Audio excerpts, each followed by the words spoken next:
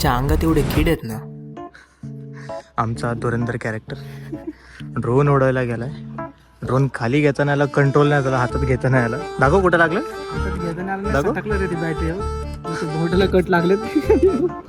रक्त त्याच्या डोळ्यात नाही गेला बाबा. बेघाण वाजल्या तो. असा पकडत होता असा आला खाली तर बसला परत वरती उठला नाही का सटकला इतका बोटाला पण कापले. 3-4 जागेवर चांगलं ते कापले. इथं रक्त होतं, इथं डोक्याला लागलं. रफराफ 3 कट मारले. ड्रोनने माझ्यावरती वार केला. लागता आहे पाकिस्तानचा.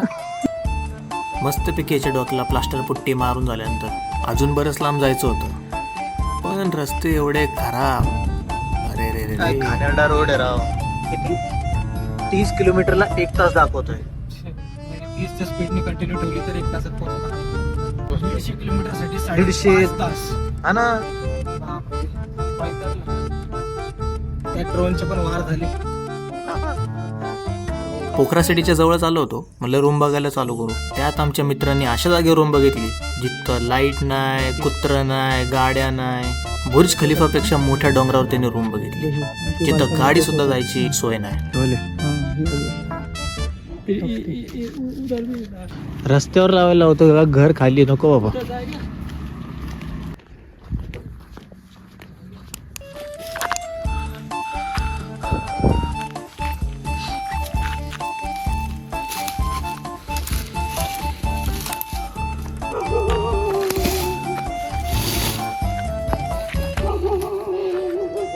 म्हणलं इथं काय स्टे करणं सेफ नाही ना. आम्ही ना आमची गाडी काय सांगता येतं बा. अर्ध्या रात्रीतून आमच्या गाडीची 4 चाकं गायब केली कोणी तर. लय रिस्की वाटते ते काम. काय म्हणतो? इथं वर कुणाचं तरी घर आहे, त्याच्या साईडला इथं लावायला जागा आहे बोलतोय. नको जाऊ द्यायचं. नको त्याला नको बोल, जाऊ आपलं आपलं. बस तिकडे जास्त टाइम वेस्ट न करता आम्ही तिकडनं निघालो आणि खाली पोखराची एक फेमस लेक आहे, फिवा लेक म्हणून. त्याच्या जवळपासच एक रूम बघितली. चांगली अफोर्डेबल प्राईसमध्ये होते आणि हॉटेलच्या ओनरलाच जरा मुक्तीनाथ टेम्पलबद्दल विचारत होतो, कारण त्या टेम्पलला जाण्यासाठी पर पर्सन वेगळा परमिट आहे. झरना भी फुल्ली आइस हो रहा था. गाड़ी अपना जाएगा ना फिक्स है कर. ये तो जाएगा मुस्तांग तक तो जाएगा, पर हम तो अपर मुस्तांग उधर चाइना बॉर्डर गया था ना उसने. अपर मुस्तांग में हमारा परमिट बहुत महंगा है. हाँ, उस हम लोग का आपका- बहुत महंगा है. इधर 1000 रुपया था है, पर इधर है ना हमारा सब करके इधर ही देंगे ना, तुरंत देंगे ना. हमें उसको फॉर्म ऑनलाइन फॉर्म के करके 1300 नेपाली लगेंगे. वही तो बोल हाँ. रहे थे. 1300 3 जने का क्या ही है यार. इंडियन पैसे से तो वो 600 हो गया शायद. 600-700 हो गया है ना. ऑफिस में जाके क्या करना पड़ेगा मुझे डायरेक्ट उधर जाके आपको इधर कुर्स उधर जाके बैठ कर है ना टाइम वेस्ट करने के बाद तो इधर ही बना देंगे ना. 300 तो बड़ी है. 300 तो हो गया. 220 हो गया. अच्छा, मैं क्या करता हूँ सुबह बोलता हूँ आपको. ओके सुबह हाँ, अगर कल दिन भर में बन गया तो परसों नहीं दिन भर नहीं, सिर्फ 30 मिनट भी नहीं रहेगा आपको वो बनने. अच्छा. हाँ 20 मिनट में बन जाएगा. अच्छा वो. ठीक है. कल फिर बनाता हूँ, फिर परसों निकलता हूँ मुक्तांग के हाँ, लिए. मुक्तांग क्योंकि के लिए. ऐसा है ना, हम इधर से तुरंत फॉर्म भर देते हैं. उधर आप ऑफिस में जाएंगे तो उधर लाइन में वेट कर रहे हैं ना. वो कितने आप जैसे कितने हो गए उधर है कितने ना? हो गए? हाँ. ऐसे टूरिस्ट तो आपको पता है अभी इन फॉरेनर्स जो है ना, अदर कंट्री से ज्यादा इंडियंस लोग ज्यादा आते सही, हैं. सही. इंडियंस लोग मुक्तिनाथ जाता है. और मुक्तिनाथ के लिए आप ही सोचिए ना कितना होगा. सही है. Hi, my name is Aryan. Okay, थोड़े से like कर देंगे. Okay, like and subscribe and share also. Okay. चलो भाई. चलो बाय. Okay.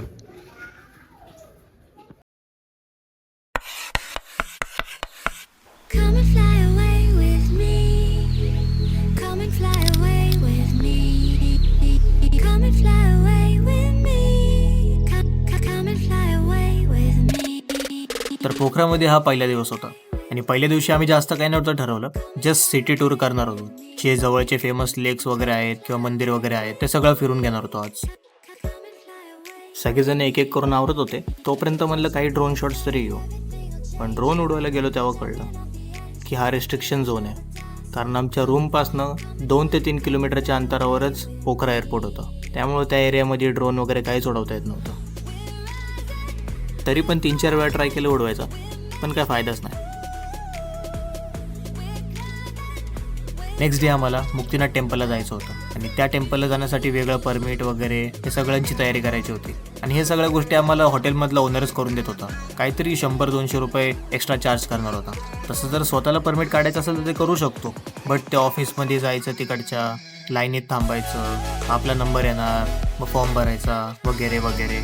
मग या सगळ्या प्रोसेसला कमीत कमी 3-4 तास तर जाणार होते. मग तेच आमच्या हॉटेलच्या ओनरने आमचे 3-4 तास वाचवले. म्हणून आम्ही ठरवलं की आपलं सिटी टूर वगैरे करून घेऊ. ठीक है, मैं डॉक्यूमेंट दे दूँ क्या क्या चाहिए आपको? क्या चाहिए आपको? आधार कार्ड चाहिए आपको, तीन लोग का फोटो चाहिए या व्हाट्सएप में क्लियर फोटो है तो व्हाट्सएप में भेज दीजिए. नंबर के साथ चाहिए? मास्क चल जाएगा? व्हाट्सएप आपके पास ओरिजिनल है तो ओरिजिनल दीजिए, क्लियर फोटो है तो क्लियर फोटो दीजिए. क्लियर फोटो है हमारे सब पे.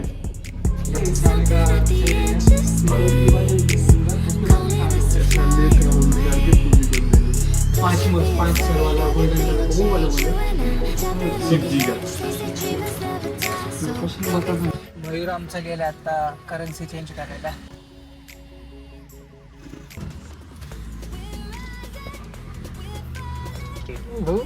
मी बरोबर तेवढे दिले. 2000चे किती? 3100 रुपये आले. 2000चे 3100 रुपये दिले. हा, किती हजाराची नोट आहे ही? 500-500चे 6 दिलेत, 150 दिले.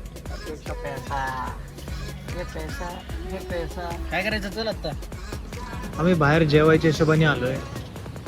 असं वाटलं की इथं स्वस्त भेटल नेपाळमधलं, तर बेकार महाग आहेत सगळ्या गोष्टी, खूप महाग आहेत. आता KFCला चाललोय तो समोर.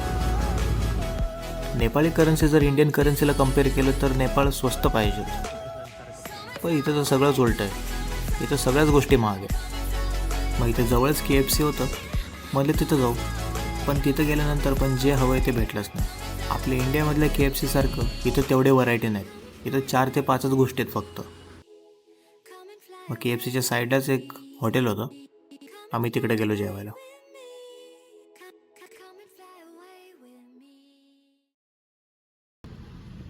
मग आमचं जेवण झाल्यानंतर तिथनं 10 मिनिटाच्या अंतरावरच फीवा लेक होती. मग आम्ही तिकडे गेलो.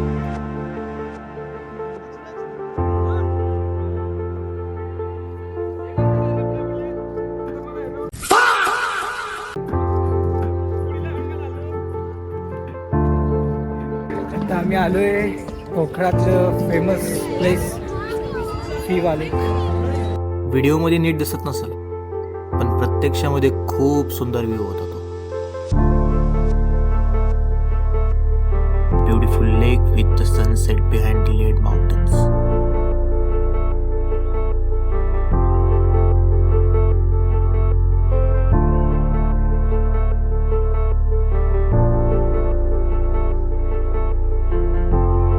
तिथे जास्त वेळ न घालवता आम्ही गुप्तेश्वर महादेव टेम्पल बघायला गेलो. और इस मंदिर की खासियत ये है कि वो ज़मीन से 100 फुट नीचे स्थान है. और इस मंदिर की काफ़ी इंटरेस्टिंग हिस्ट्री भी है. कहा जाता है कि 16वीं सदी में कुछ स्थानिक लोगों को वो गुफा अचानक से मिली थी. जब वो लोग काम कर रहे थे तो काम करते करते इन्हें अचानक से एक गड्ढा दिखा. तो सब लोगों ने मिलकर वो गड्ढा खोदना चालू किया. तो उन्होंने देखा कि वहाँ पे एक गुफा है. तो एक एक करके सब लोग अंदर जब गए उस गुफा के, तो अंदर जो था वो देख के सब लोग शॉक हो गए, क्योंकि एक अनजान गुफा में उन लोगों को वहाँ पे पवित्र शिवलिंग मिला. इसीलिए उस मंदिर को गुप्तेश्वर महादेव मंदिर बोलते हैं, जहाँ महादेव आज भी गुप्त रूप में मौजूद है. मंदिर के अंदर जाने का टाइमिंग बस 6 बजे तक ही था, लेकिन हमें वहाँ पहुँचने तक ही देर हो गई थी, इसलिए हमें अंदर जाने का मौका ही नहीं मिला. मंदिर खूप सुंदर आहे आणि इकडचे पर्यटन स्थळ पण खूप छान येतं. तुम्ही किती दिवस झाले फिरता इथे? आम्ही आता 5 दिवस झाले इकडे आलेलो आहे. हा. कसं वाटलं नेपाळ? आपल्या भारतापेक्षा नेपाळ कसं वाटलं? आहे, छान आहे. नेपाळ पण छान आहे आणि त्यातले त्यात आपला भारत तर छानच आहे, त्याचा तर प्रश्नच नाही. छत्रपती शिवाजी महाराज की जय. भूक लागली आहे, काय करणार पण आता रूमवर जाऊन तरी. लागले यार. जाता तर मोमोज थोडे ढकलायचे. चल आता काय कंटाळा आला, खाऊन चल. एक एक मोमोज ढकलला ना, पुढचे 2 तास तर शांत बसला आपण. चल जाऊ.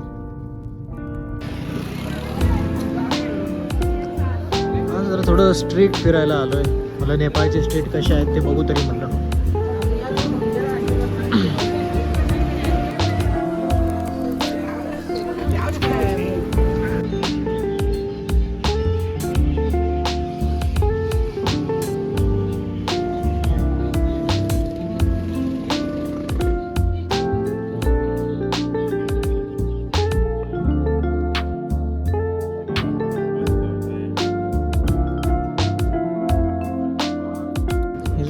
नवीनच गाडी आहे ओमेडा म्हणून आहे का. ओनरसोबत बोलल्यानंतर कळलं की चायनीज गाडी आहे जी की फक्त नेपाळ, जापान आणि साऊथ कोरिया वगैरे त्या साईडला भेटते ही गाडी.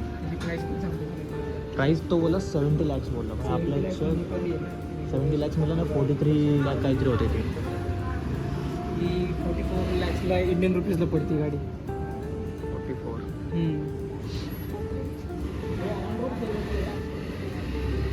ऑन रोड आहे ना, टॅक्स वगैरे सगळं लागेल.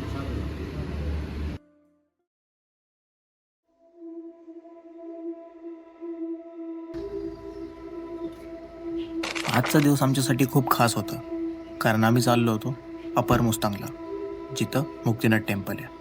आणि मुक्तिनाथ टेम्पल फक्त टेम्पल नाही, तर एक मोक्ष प्राप्त करण्याची जागा आहे.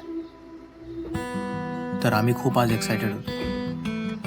तर आम्ही रूममधनं चेकआउट वगैरे केलं आणि मुक्तिनाथसाठी निघालो.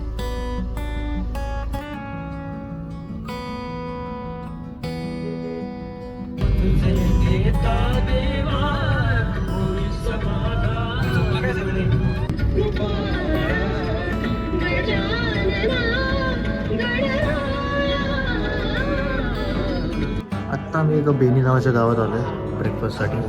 आत्ता वेदर आहे 13 डिग्री, थंडी आहे खूप. पाणी पण मस्त गरम दिलं आहे. बघू शकतो मार्केट.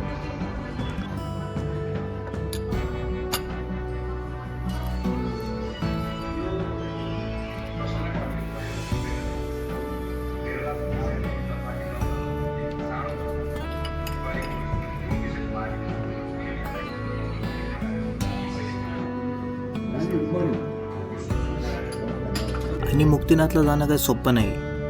आमच्या हॉटेलपासून मुक्तिनाथ टेम्पल 170 किलोमीटर होतं आणि ते 170 किलोमीटर कवर करण्यासाठी 6 तासाचा टायमिंग दाखवत होता, कारण तिकडचे रस्ते खूप डेंजरस आहेत. आम्हाला ह्याच गोष्टीची भीती होती की जर आमची गाडी पुढं गेली नाही, रस्त्यात अडकली, तर वापस येण्याशिवाय दुसरा काही पर्याय नाही. तरी पण आम्ही थोडी हिंमत दाखवून आम्ही आमचा प्रवास चालू केला.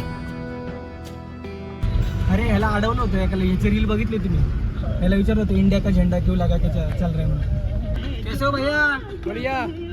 कहाँ से आए हो? बिहार. बिहार से स्केटिंग पे? जी अरे भैया इधर आओ ना एक मिनट. जी जी.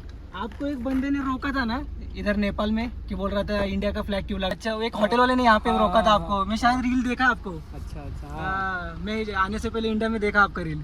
आप वही हो ना? वो मेरा दोस्त था. अच्छा, वो दोस्त था. जी. वो एक बंदा आके आपको बोल रहा था कि आपने वो इंडिया का फ्लैग फ्लैग, नहीं लेके जा सकते. हाँ, नई फ्लैग लेके जा सकते. जी. वो अभी पोखरा से हट गया. वो पोखरा से आ गए. वो भी साथ में ही चलता था मेरा. अच्छा, साथ में ही चलते. मुझे लगा आप वही हो. नहीं नहीं, दोस्त है वो. आपको कोई दिक्कत यहाँ पे नहीं, कोई दिक्कत झंडे का अपने इंडिया का?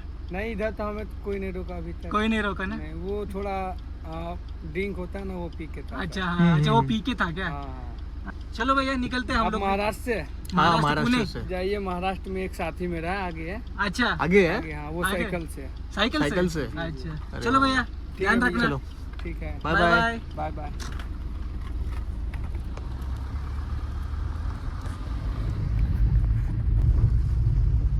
जय महाराष्ट्र भाऊ. कुठलं काय आहे? म्हणता? शनी शिंगणापूर. शनी शिंगणापूर. अरे. पुण्यात आलोय. हा? पुण्यात आलोय. 1 मिनिट लावायचा आहे व्हिडिओ. या या. म्हणू या. थोडी मागं घेतो गाडी.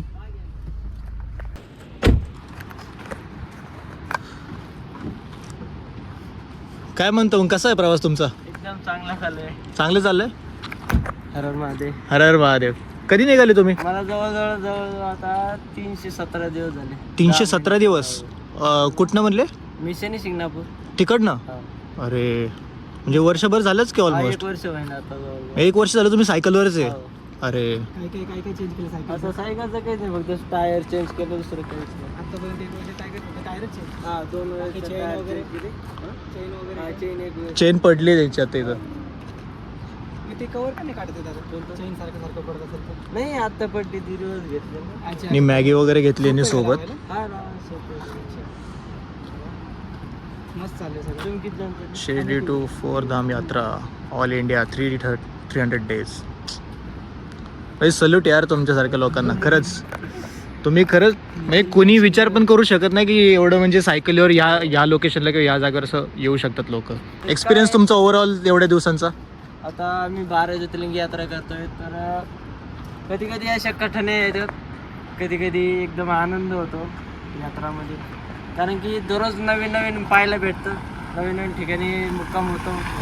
आमचं रात्री मंदिरामध्येच मुक्काम करतो. तर पूर्ण साहित्य खायचं प्यायचं सगळं साहित्य माझ्या संघच आहे. तिथं थांबून तिथं बनवायचं, नाही तर कधी मध्ये हॉटेलमध्ये पण खातो. आत्तापर्यंत माझे 7 ज्योतिर्लिंग आणि उत्तराखंडचे 4 धाम पूर्ण करून पशुपतीनाथ झालं. पशुपतीनाथ नंतर आता मुक्तीनाथला चाललं आहे. तर आपला इंडियाचं अर्ध कवर करून नेपाळमध्ये आलं आहे. नेपाळचं आता मग पशुपतीनाथ झाल्यानंतर मग जगन्नाथपुरी उडीसा त्या साईडला जाणार आहे. तर जवळजवळ अजून 3 ते 4 महिने लागते मला यात्रा पूर्ण करायला. अजून 3 ते 4 महिने. वा. हिमतीला दाद दे पण हिंमत लागते एवढे लांब जाणं, ते पण एकटं. MH12 ही गाडी भेटलेली आहे, पाहू शकता MH12. तर खूप आनंद झाला, मराठी माणूस भेटलो. तर तुम्ही कशावर मला एक जण स्केटिंगवाला होता ना बघा, म्हणले की आपण पुढे जाऊ, क्रिकेट होती म्हणजे महाराष्ट्राचा एक माणूस आहे. सांगायचे ते पण हा, आणि त्याच्या मित्राची व्हिडिओ बघितली होती, कोणतरी नेपाळमध्ये. हा, त्याला एकाने त्रास दिला होता नाही का, की इंडियाचा झेंडा का लागला म्हणून. मग त्यांनी सांगितलं की तो दारू पिलेला होता म्हणून. कारण बाकी तसं काही वाटलं नाही, सगळे लोक सपोर्ट सपोर्ट तर इकडे भरपूर सपोर्ट भेटते. ते रात्रीचं थोडं पिल्यामुळे पिल्यामुळे त्रास दिला तेवढं त्यांनी. बाकी चांगलेत लोक इकडचे. मग दादासोबत एक 10-15 मिनटं गप्पा मारल्यानंतर आम्ही आमचं पुढे निघतो.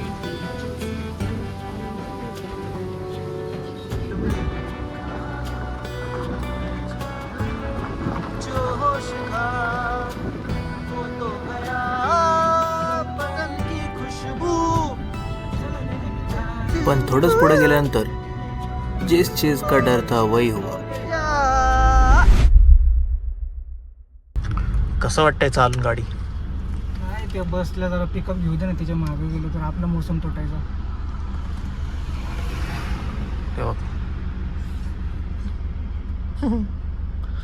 चाक छोटे असल्यामुळे प्रॉब्लेम येतोय. बघ तिथे जाऊन जर आपला मोसम तुटला तर. सफ़र हमारा बड़ा मज़ेदार था. व्यूज़ के लटके और ऑफ रोडिंग के झटके सभी बारी बारी मिल रहा था. धूळ हट.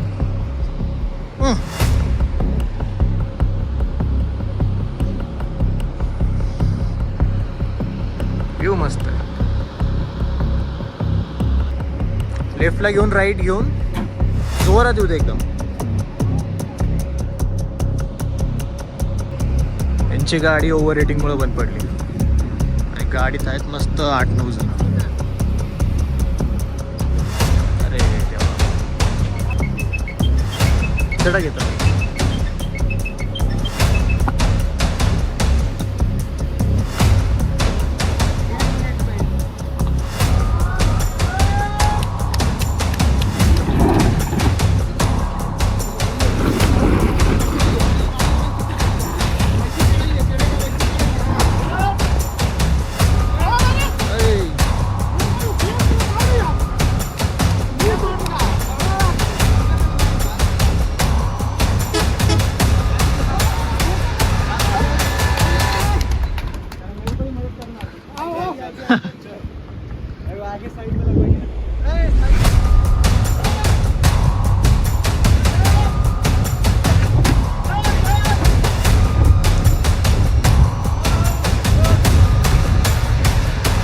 चल जाते चल.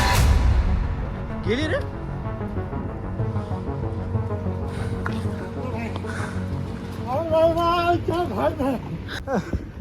दमवलं का? अरे थांब रे.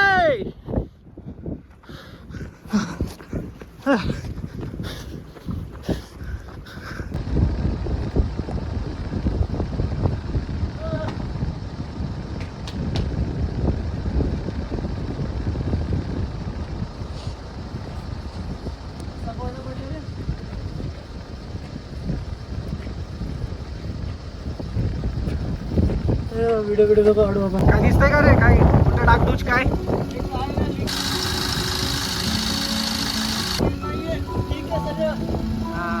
काय नाही, फक्त जुनच आहे ना ते. नाही लागलं ना कुठं काय? चला ठीक आहे.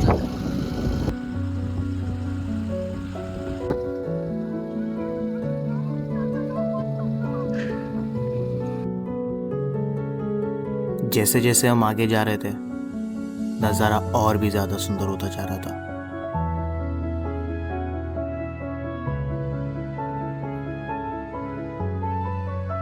और ऐसे जगह बस किताबों में नहीं, हकीकत में भी होते हैं। बस घर से निकलने की देर है और थोड़ा दूर चलने की देर है।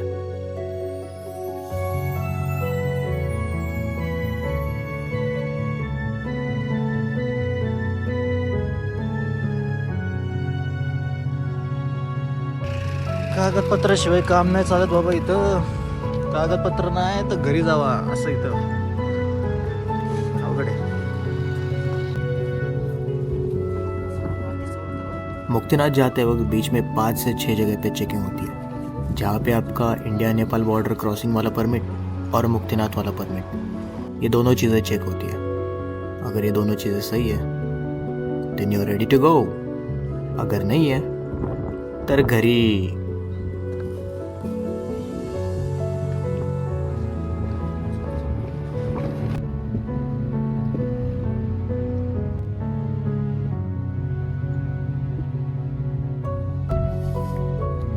पिकअप बघायचं कसं वाढवायचं, वाढवायचं असतो.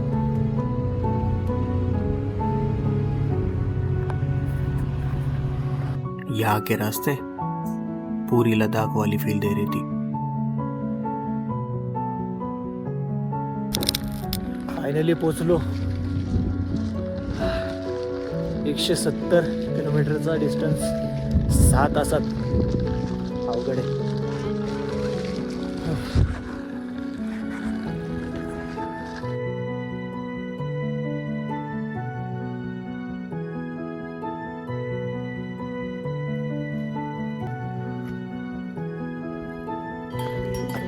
येतंय काय मला.